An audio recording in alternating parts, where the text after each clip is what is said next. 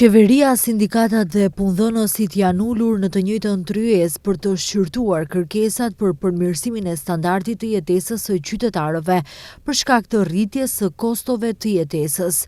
Temë qendrore e bisedimeve ishte rritja e pagës minimale dhe marrëveshja kolektive në sektorin publik. Kreu i lidhjes së sindikatave të Maqedonisë, Slobodan Trandafilov, kërkoi që rritja të bëhet para vitit të ri, ndërsa kritikoi qeverinë dhe punëdhënësit për mungesë qartësie në kërkesat dhe mundësitë e tyre. Ajo çfarë dëgjuam brenda ishin propozime për rritjen e pagës minimale në 600, 700, 800, madje edhe 1000 euro. Qeveria dhe punëdhënësit le të ulën dhe të bien dakord për shumën që janë të gatshëm të arrisin pagën minimale dhe të na thërasin për të na treguar se çfarë do të bëjnë më tej.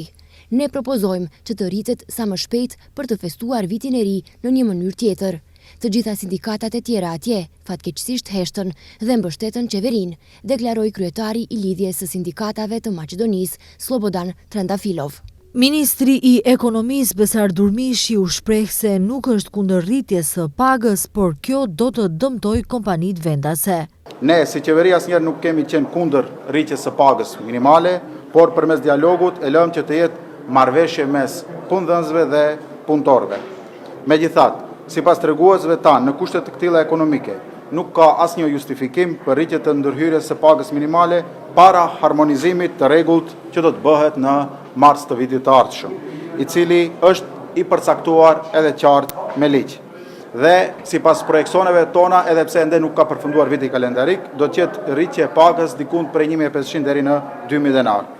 Shuma e pagës minimale llogaritet sipas formulës transparente, 50% e rritjes së pagës mesatare dhe 50% e rritjes së shpenzimeve për jetesë, me garancinë se nuk mund të jetë me ulët se 57% e pagës mesatare neto.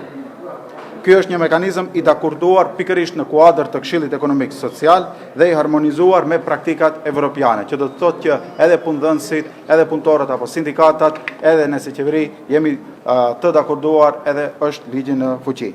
Edhe kryeministri Kristian Mickoski thot se qeveria nuk është kundër rritjes së pagës minimale dhe se angazhimi i saj është që pagat të rriten dhe puna të vlerësohet siç duhet.